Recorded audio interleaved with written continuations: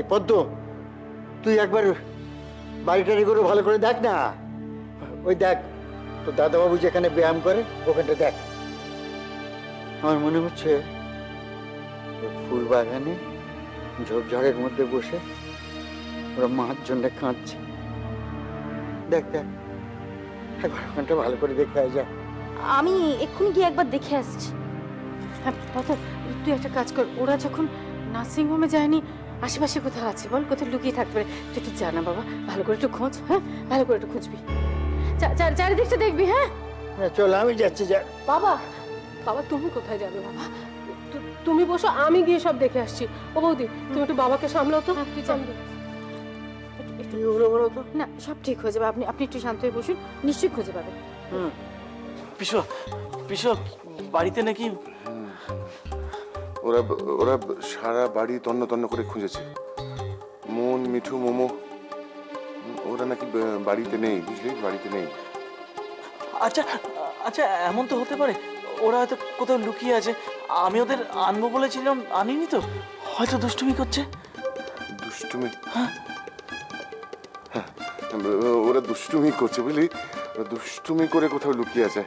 হ্যাঁ আমি জানি ওরা ঠিক দুষ্টুমি করেই কোথাও লুকিয়ে আছে, বুঝলি, ঠিক বলেছিস তুই। হ্যাঁ সোহালি বল। এই পৃথা, কালকে কি তোকে আন্টি ফোন করেছিল? কোন আন্টি? আরে নন্দিনীর মা ফোন করেছিল। কই না তো। কি ব্যাপার বলতো, কিছু বুঝতে পারছি না। কাল রাত্রে আমাকে ফোন করেছিল নন্দিনীর খবর জানতে, আজকে আবার সকালবেলা মাকে ফোন করলো। কিছু বুঝতে পারছি না কি ব্যাপার। আচ্ছা নন্দিনী কি কাল থেকে আজ পর্যন্ত এখনো বাড়ি ফিরলো না? কোনো গন্ডগোল হলো না তোরে? আমার খুব চিন্তা হচ্ছে রে পৃথা।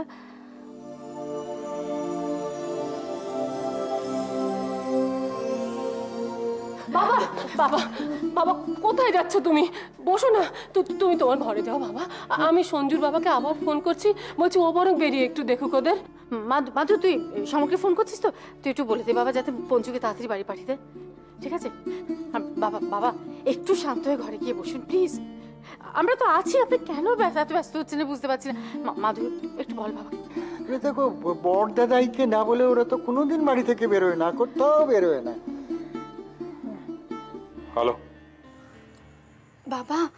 নানি, নানি তুমি কোথায়? তুমি তুমি তুমি তুমি তুমি কেমন আছো? কেমন? আমি ভালো আছি, আমি খুব ভালো আছি বাবা। হ্যাঁ হ্যাঁ হ্যাঁ হ্যাঁ হ্যাঁ, বলো বলো বলো বলো। আমি আমার ইচ্ছেতে বাড়ি থেকে চলে এসেছি, শুধু কয়েকটা দিন নিজের মতো করে বাঁচবো বলে। আবার যখন ইচ্ছে হবে আমি তখন আবার ফিরে যাব। তুমি একদম চিন্তা করো না, আমি খুব ভালো আছি, খুব। আরেকটা কথা বাবা, তুমি কিন্তু থানা পুলিশ একদম করবে না, তাহলে কিন্তু তোমাদের নানিকে তোমরা আর কোনোদিন ফিরে পাবে না, কোনোদিন না। নানি তুমি আমাকে একটা কথা বলো, তুমি সেফ আছো? তুমি তুমি তুমি সেফ আছো কি? তুমি যেখানেই থাকো তুমি ভালো আছো কি? হ্যাঁ বাবা, আমি ভালো আছি, আমি খুব ভালো আছি, খুব।